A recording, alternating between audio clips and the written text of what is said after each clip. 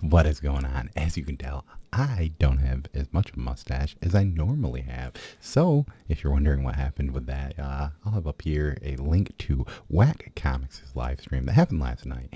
And I ended up shaving my mustache on their stream because it was a bet that Tyler and I made. So, if you're upset with that, make sure you go there and say #TylerSucks. Let them know that you're upset about it because that's just the type of channel that is. But if you are here and you are new to that, thank you for coming around and watching me babble on about comics. But today I'm going to show off what are my most anticipated comics that are coming out for December 14th, 2022. So if you want to know what those are, make sure you stick through this intro. Most anticipated comic books. Most anticipated comic books from Cole. So for those of you who have been here before, it is unfortunate because I usually talk about this every single time. So sorry about that, but I will have down below some of the little things. So maybe you can skip through this if you don't care about it. But for those of you who are new, I like to say that I use League of Comic Geeks to figure out what I am going to pull each week. The reason why I kind of say this and why I show this off is because, one, I think that League of Comic Geeks is a great resource. It usually shows every single book that is coming out. If you want to sort by publisher or whatever, what have you, you can. You can also create a pull list for yourself. That way you get an email letting you know which books you need to pick up each week. But they also sometimes have some issues with delays. So I'd like to let people know, with some of these indie comic creators, I know that there have been certain issues with League of Comic Geeks and having those updated right away. But I still use it because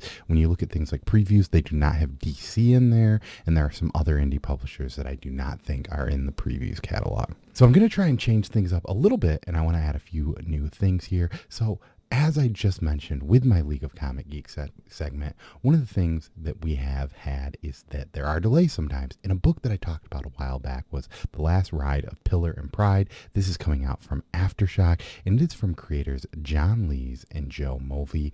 Both of those are awesome creators, and I highly recommend checking out this book if you have not heard about it. But I already talked about this in one of my other episodes, so maybe I'll link that over here if you want to go back and check that out.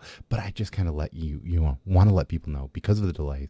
I'll try and explain, hey, this book is coming back. So maybe if you see it on your shelf, make sure to pick that one. Another thing I don't really talk about on here, I think I have once or twice maybe, are some trade paperbacks. But I figured that as I've kind of changed how I read and how I collect books, sometimes I am going to be recommending some trade paperbacks. And there are two this week that I think are worth checking out for sure. The first one is going to be Friday, Volume 2. This is from Ed Brubaker, Marco Martins, and Munsta Vincetti, and I'm sorry if I mispronounced any of those names, but this is a perfect, it's a young adult detective story that Ed Brubaker did, and this is one of the books that holds a special place in my heart. I think I had this surprisingly in one of my top books from Image Comics of last year, only because one of the things that I did is I read this book while I was in the hospital with the birth of my son. So it's one of those books that I'll always kind of remember with him. And this is Volume 2. I've kind of been waiting about this. I might end up checking out Volume 1 from the library so that I can get ready to read Volume 2 because it was such a good book and I really enjoyed it. And I'd really like to see how this one goes and pick it up. So if you're looking for something in the detective genre or in the young adult genre, I think this is a book that is worth picking up. Another trade paperback that is coming out is Resistance Universe Origin, the trade paperback. One of the things that AWA Upshot has been doing since they came on the scene is they've started to create this whole universe. And I know some of the books that aren't even in the Resistance universe have been said to maybe possibly link there or be a part of this universe. So that's pretty awesome. But the thing that is really cool about this book is that it takes the first 2 volumes of the Resistance, which kind of creates this universe, and it also includes I think there was a one shot in between that, so you get all of that plus you get 5 issue number 1s, I think, of some of the other books within this universe, which I think is pretty cool. So not only do you get the 2 Resistance, you also get issue number 1 of Erratic, issue number 1 of Erratic Volume 2, Knighted, the Joneses, and Moss. So to give you just kind of a quick update of those is that Mosses are kind of these people who can feed off people's emotions, but also like give people their emotions, but they only live for a very short period of time. Erratic is the first teen book in the series. It is from Kari Andrews, and he does a great job of telling the story. The idea is that the superhero only has 15 minutes to use some unlimited powers, so he has to choose when is the right time to use them. Knighted is kind of like a little bit of a spin on Batman, but it is more of a suit that kind of does anything than just being like somebody who knows it. It also is kind of funny. There's some, kind of humor in that one that I really enjoyed. And the Joneses is kind of this like invincible. It's this whole family becomes superheroes, and they end up finding out that another family is out there that it has decided to become bad guys, so they just have to fight between these two families. So it's kind of a cool way to like say, here's the whole reason this universe exists, and here are some other books in that universe that we think you should check out. And now let's get to my top picks for the week. So this week is going to be very number 1 heavy. This was actually a really hard week for me to actually pick out what I want to talk about. So when it came to some of these issues that are not number 1s, the one that really stood out to me was Ice Cream Man issue number 33. As you can tell from the issue that I have over here, we have a female Ice Cream Man on the cover, and that is very interesting for me to think of. Like, what is this? Is this his daughter? Is this, a character that is in the book, or is this just something that's on the cover and has nothing to do with the story at all? We don't know. The only tagline for this is it's called The Kind of Story I Want to Write. And then the tag for that is there is a kind of story I want to write, and then there's this story. So I don't know. Ice Cream Man has been a book that is definitely not for everyone. It is pitched as kind of a horror anthology, but I think instead of dealing with like fright and fear that you get from some of these horror things, it's almost more of like a dread and like depression. It kind of, plays on these stories. It is an anthology, so every issue is standalone. While I don't necessarily recommend just picking up an issue off the shelf, you can do that if that's something that you want to do. This is a pretty cool cover. But yeah, if you have an opinion on Ice Cream Man, let me know down below. I think it is one of those stories that I think you either love it or you hate it. I haven't heard too many people that are just mediocre on it. So another new thing that I've been introducing on this segment is bringing in some of my friends out here from the community to help talk about their most anticipated books. I know I always leave this segment saying, what are you looking forward to? Because I honestly care. I want to know what other people are reading, because it's fun to talk about. What are you excited for? Which covers do you want? All this and that. So I have invited my buddy Marvel Matt over at Comics by the Bay to jump on here and talk about his pick of the week. So let's pass it over to him and see what he has to say. Hey, thanks Cole for having me on the show, inviting me on. I want to say to everybody, if you have not hit the like button yet, stop right now, go hit the like button. And if you're not subscribed to Cole's channel, shame on you. Shame on you for not subscribing to such an amazing dude with a beautiful, amazing mustache and that deep, rich voice. Every time you watch his channel, it just makes you want to slip back in your chair and go, oh yeah, I'm reading a good comic. No, God, I don't know how you do it, Cole. I'm Marvel Matt. I'm from Comics by the Bay. Fairly new channel, coming out with weekly comic reviews on Saturday, and this week Comic Peaks on Sunday. The book's coming out that I'm looking forward to the following Wednesday. I've been trying to throw in a Friday and a Monday video in, just kind of no set thing of what they are, just whatever's going on in my life. But yeah, that's me. That's my channel. Nothing crazy. Go check it out if you want to. But on to the book I'm looking most forward to, coming out this Wednesday. And to me, it's hands down, but it's because it's a little more personal.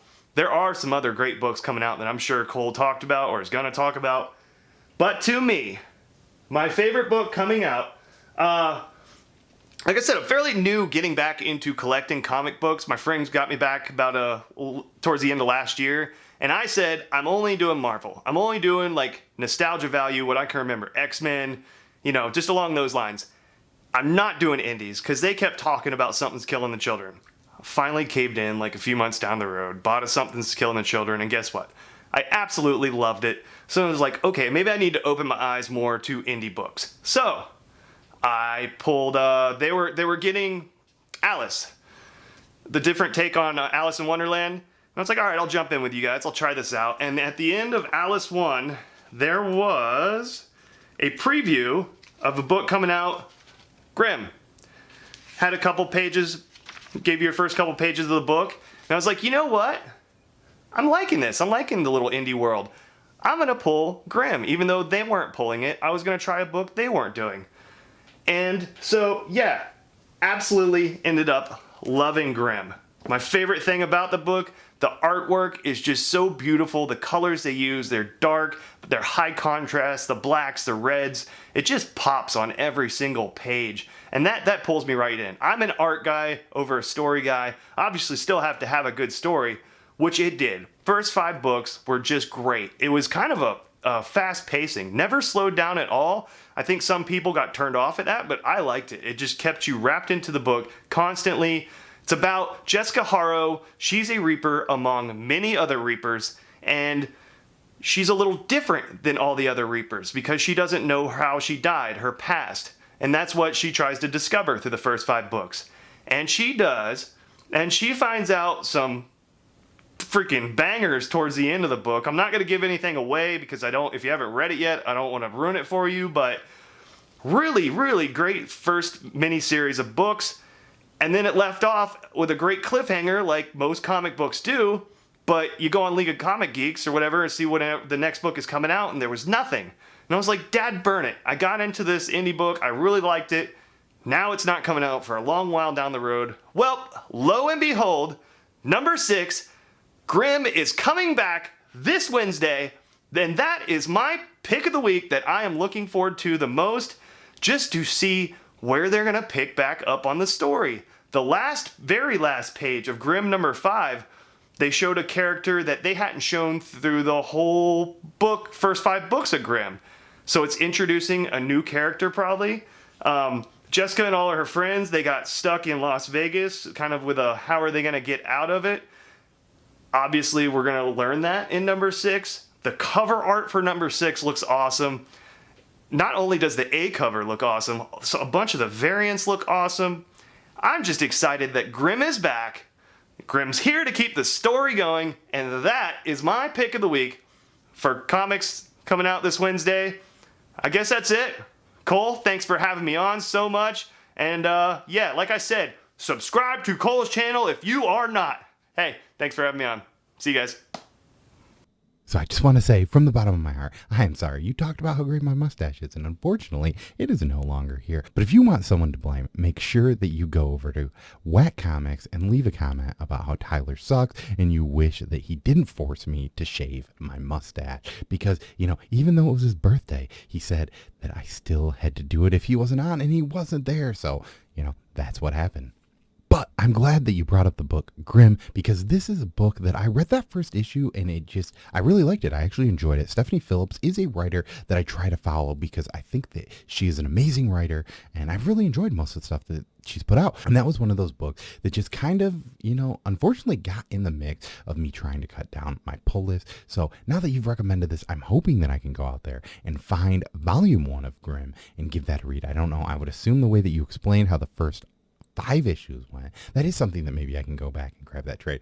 And maybe, I'll come back and talk about if I liked it or if I did not like it. A fast-paced comic does sound nice sometimes because it is nice to be able to breeze through something and read something that's maybe a little bit more action-packed and not as deep and meaningful as, some of the other books that I read. And not that that's bad, but, I kind of like to mix it up in my reading to make it fresh and still enjoy what I'm doing. All right, we're on to number 1s. I'm going to get to the big boy right off the rip. So first off, we've got Batman and Spawn number 1. I think this is a one-shot. It does have a cover price of $6.99, which is slightly unfortunate, but hey, we've got the writer Todd the God McFarlane on this. We've got Greg Pulo on art. We've got tons and tons and tons and tons.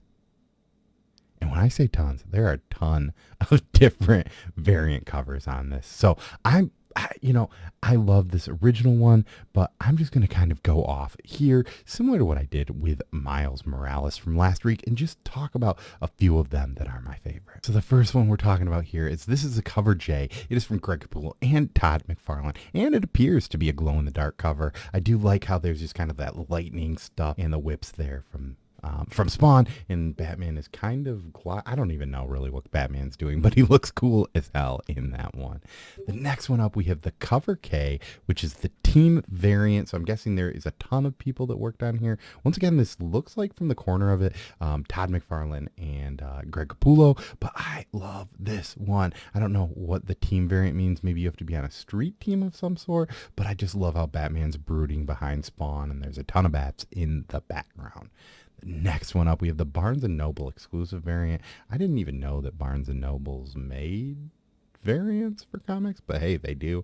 I doubt that this is a book that I'll be able to get, but hey, it looks cool. And the final one, and I lied about final one because I've got one more after this, but we've got the J. Scott Campbell variant. This one is also pretty sweet. J. Scott Campbell is an artist that a lot of people talk about. I'm sure that there are more that I'm missing besides this, but let me know down below if there is another variant that I missed out that you're looking forward to. And I can't forget about this one. If you know me, I love sketch covers, and I'm probably gonna be a sucker and get this one. This one's kind of weird because it's like gray-y and like it doesn't look clean, so I don't know, that seems like a weird one to get on, but Batman and Spawn are both cool covers to have to get somebody to do a commission. And you know that I couldn't be talking about most anticipated comics without putting a Bad Idea book on here. And we've got They're All Terrible, #1. I have no clue what this is about, but it's got a dude getting an axe to the head with like blood squirting out. It's written by Matt Kindt, who is one of my personal favorite writers, and artist Raymond Villalobos. I have not heard of them before, but that cover is sick, and I'm excited to read this. I've been enjoying Bad Ideas, and I'm sure that next week, Thursday, I will release some sort of review on this book if this actually comes out. I thought that Escape from Wyoming might be doing the same thing as Orc Island, but apparently it isn't, so who knows. We'll kind of see how this all happens and where this will go, but I am pumped to see They're All Terrible, #1. The next book up we have on my list is A Vicious Circle. This is from Boom Studios, and I'm being completely honest. When I saw the cover for this book, I thought it was a Half-Life book, but this is Lee Bermejo is going to be doing art on here with Mattson Tomlin. I have not heard of Mattson Tomlin before, but I love Lee Bermejo's art, and I'm excited to kind of see something in this. I know that there are a decent amount of variant covers from this, but from what I saw, most of the ones that I liked were mostly incentives, and I'm not gonna lie, I think this A cover is pretty sweet. They also have, I think, a 1 in 10 version of it that is just the Virgin cover, but I probably, once again, will not pay the extra money for just getting the Virgin variant of the cover. And once again, I literally have no idea what this book was about, but with Lee Bermejo doing the internal art, I know that I think Batman Damn was one of the only other books that I can think of off the top of my head that he did the interiors for, and that book was worth getting just for the art. I didn't love the story, but I think the art was so beautiful and well done that I'm at least going to be willing to check out this #1 from Boom Studios. And the final issue on this list is Art Bruh, I think is how you say that, #1. This is an Image Comics, and is from the creative team of another book that has made this list, Ice Cream Man, with writer W. Maxwell Prince and artist Martin Morazzo. There are a ton of great covers to this. Yeah, there's an Ice Cream Man homage where you kind of see this like paintbrush, held up, the way that the Ice Cream Man holds up the ice cream cone. But there is also a sweet one of the artist drawing a picture of Spawn. I know they've been doing a lot of these Spawn books, so that is one that seems pretty cool. I know that this came out originally under a different collective called the Electric Sublime, but once again, I believe in this creative team enough to just grab this book and probably enjoy it. If you don't like Ice Cream Man, I don't know that you would really, I recommend getting this unless you read like books like Ha Ha or Once Upon a Time, or In the Library, I think is what it was called, or some of, W. Maxwell Prince's other stuff, and you enjoyed those books. Then it might be worth checking this one out, at least for the #1. Once again, this was a week that I added some trade paperbacks in. I talked about some delays, and hey, I gave a bunch of number one issue recommendations. I had my buddy Marvel Matt over from Comics by the Bay on here to talk about his most anticipated comic. But I want to know, what is your most anticipated comic? Is there a book out there that you are pumped to read? Is there a cover that you know you just need to grab because it is so outstanding? Or, is there a trade paperback? Maybe there's something else. Or who knows? Maybe there's just like a back bin issue or something that you forgot that you're excited to read. Let me know down below, and let's talk about some of these comics that you and I are both so passionate about. And once again, I am Cole. Have a great weekend, and peace. Most anticipated comic books. Most anticipated comic books from Cole.